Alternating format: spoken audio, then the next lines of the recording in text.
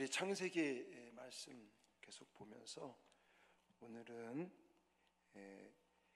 야곱 이야기를 좀 나누려고 합니다. 여러분들이 또 많이 알고 있는 내용인데, 야곱은 에서 형에게 위협을 받습니다. 그래서 어머니 리브가의 코치를 받고 이제 길을 떠나게 됩니다. 자, 지금 야곱은 자기가 가고 싶어 가는 게 아닌 거예요. 어쩔 수 없이 고향을 떠나야 되는, 부모님 품을 떠나야 되는 이런 입장입니다.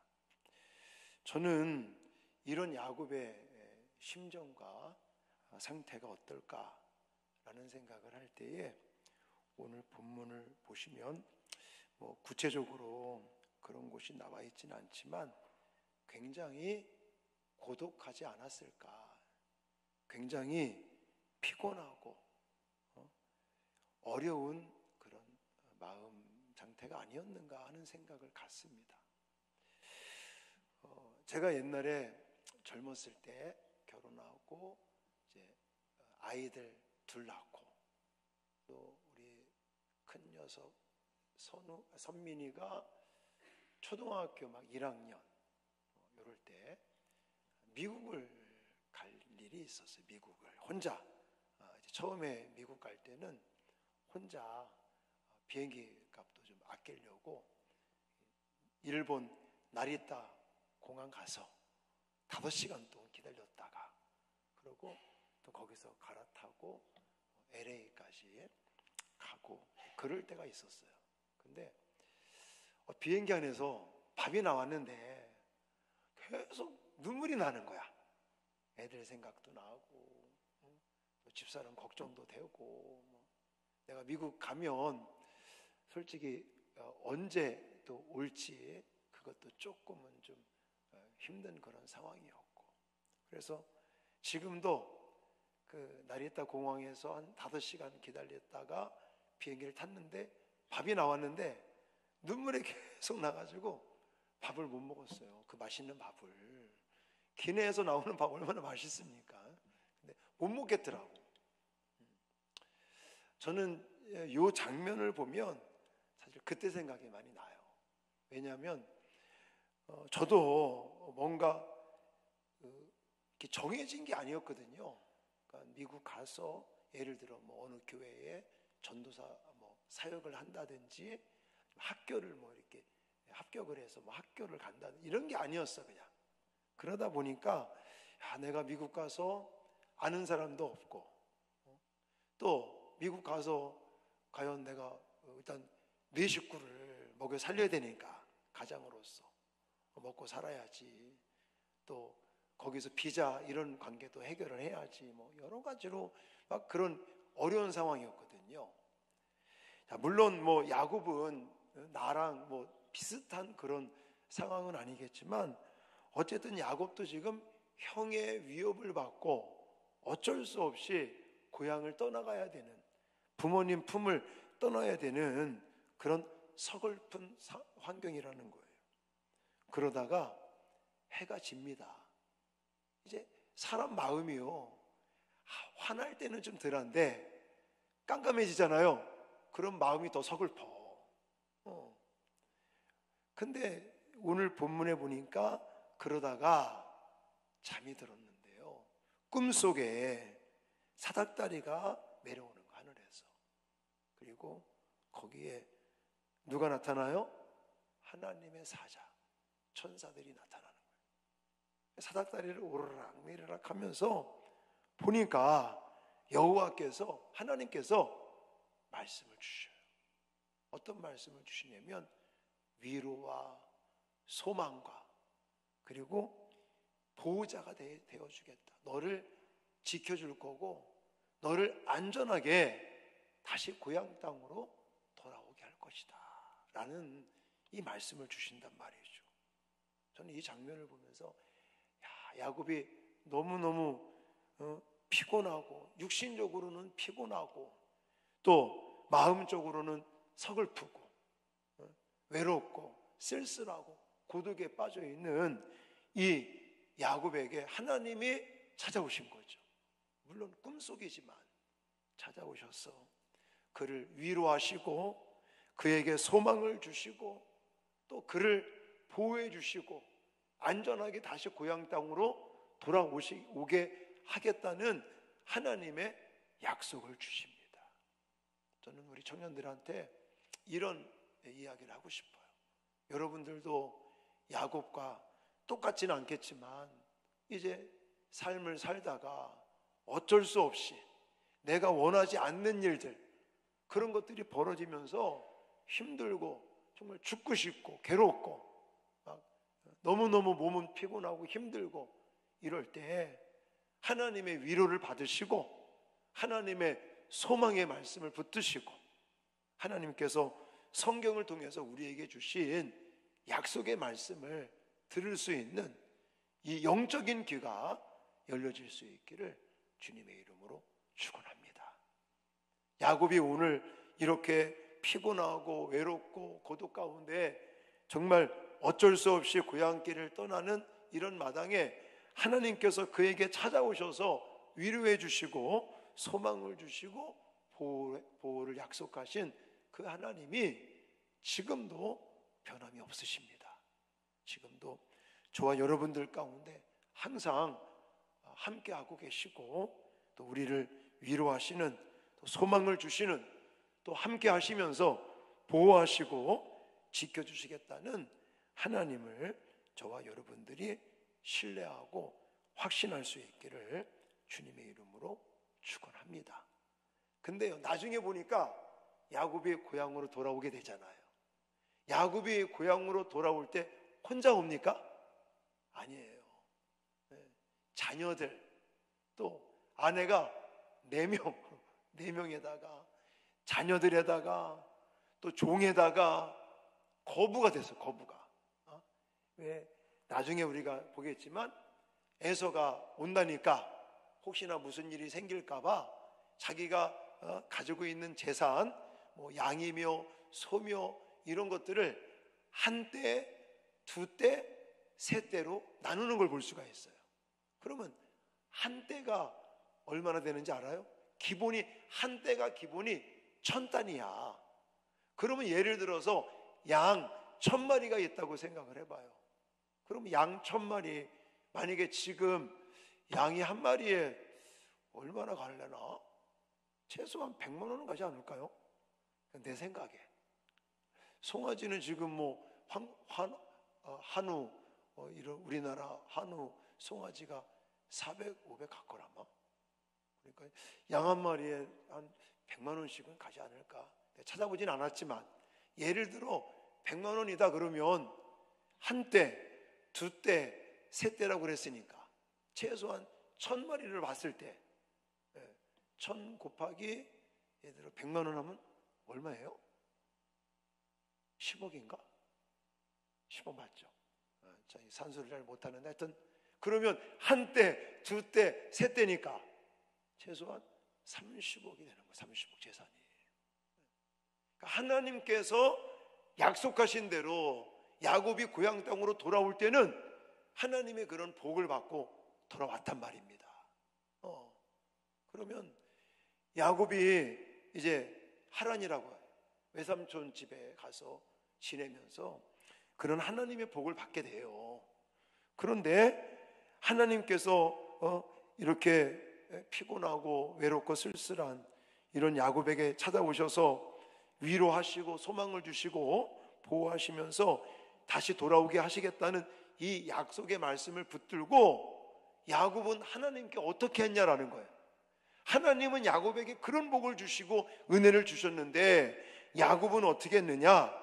자, 18절 말씀을 가보시면 야곱이 아침에 일찍이 일어나 베개로 삼았던 돌을 가져다가 기둥으로 세우고 그 위에 기름을 붓고 그곳 이름을 베델이라 하였더라. 이런 말들이 나와요. 자, 아침에 일찍 일어났어요. 꿈에서 하나님을 뵙고 하나님의 위로와 소망과 또 미래의 어떤 하나님의 보호하심에 대한 약속의 말씀을 듣고 그리고 딱 눈을 뜨고 첫 번째 한 게 뭐라고요? 첫 번째 한 게 단을 쌓고 기름을 붓고, 이게 뭐 하는 거냐면 예배하는 거예요. 예배.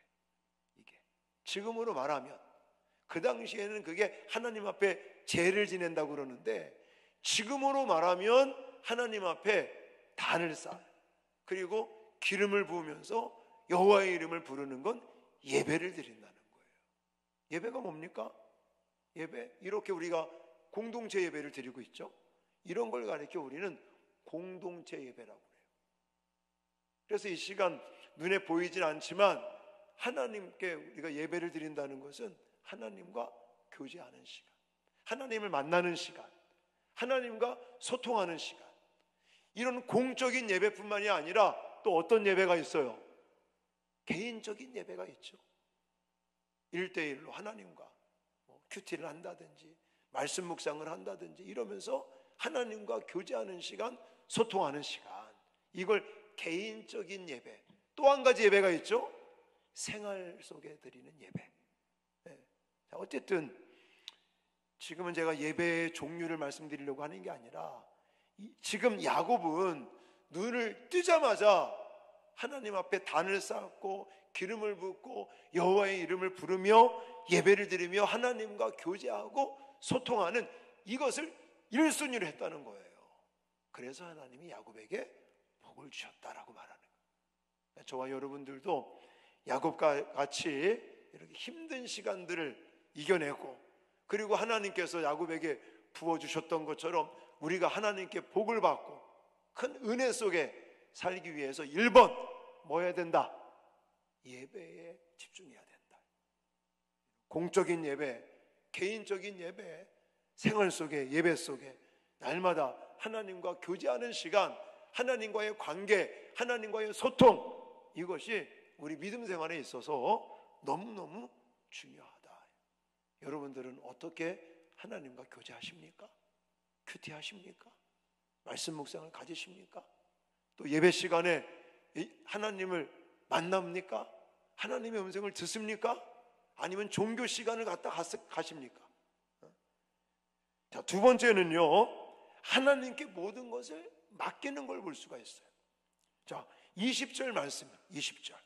야곱이 서원하여 이르되 하나님이 나와 함께 계시어서 내가 가는 이 길에서 나를 지키시고 먹을 떡과 입을 옷을 주시어 내가 편안히 아버지 집으로 돌아오게 하시오면, 이런 고백들이 결국은 하나님, 내가 모든 것을 하나님께 맡기겠습니다.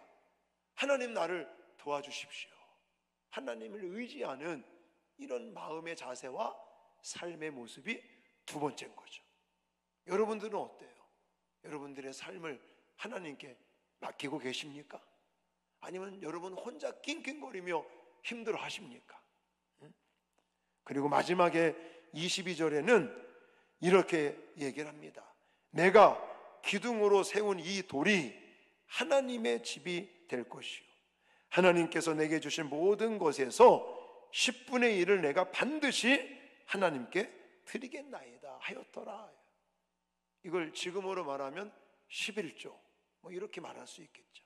11조 정신. 저는 우리 청년들이 11조 정신을 갖기를 소망합니다. 내가 물론 예를 들어 뭐 직장 생활을 한다든지 아니면 학생으로서 지내다가 용돈이 수입이 생기면 그걸 하나님 앞에 10분의 1을 드리는 거, 이것도 잘하는 거예요.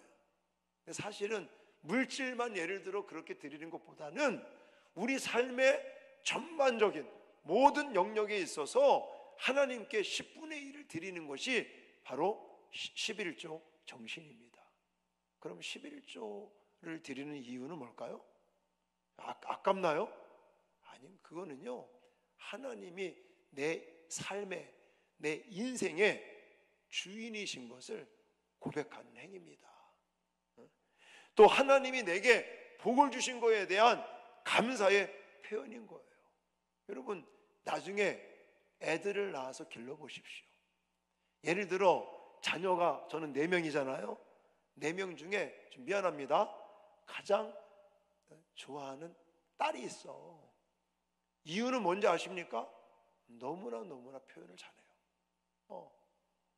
늘 아빠 감사해요, 아빠 사랑해요.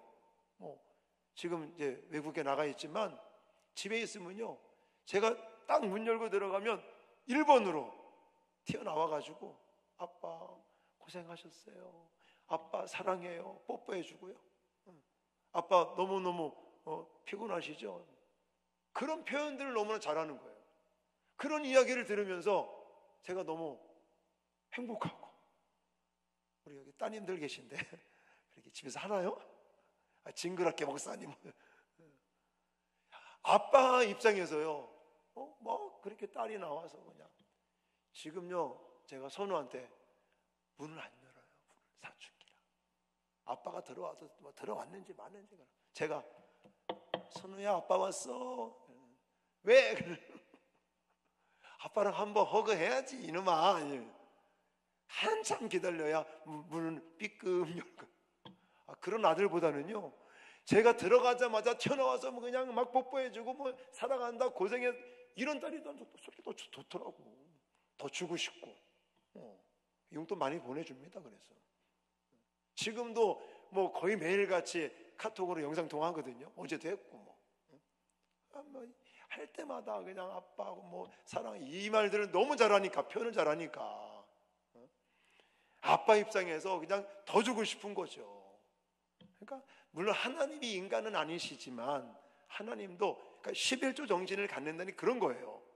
하나님이 내 인생에, 아까 우리가 통합 예배 때, 헌신 예배 때 찬양했던 것처럼 하나님이 우리 인생의 왕이시고 나의 주인이시고 나에게 은혜를 주시고 복 주시고 구원해 주신 거에 대한 감사의 표현들을 그렇게 하는 거죠. 어쨌든 예배에 맡기고 또 11조 정신을 갖고 살아가는 야곱에게 하나님은 엄청난 복을 부어주십니다. 그런 것들은 나중에 우리가 또 배우게 될 거니까 어쨌든 기억하십시오.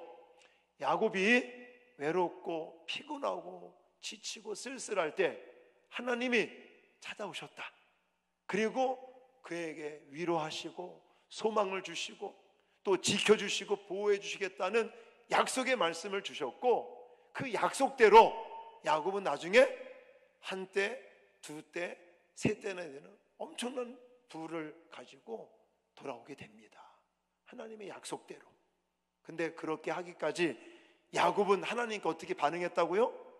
예배 1순위 두고 맡기고 그리고 11조 정신을 가지고 그걸 실천했더니 하나님에게 복을 주셨다는 사실들을 기억하시고, 저와 여러분들도 야곱과 같이 하나님에게 많은 은혜와 복을 받는 우리 청년들이 될 수 있기를 주님의 이름으로 축원합니다.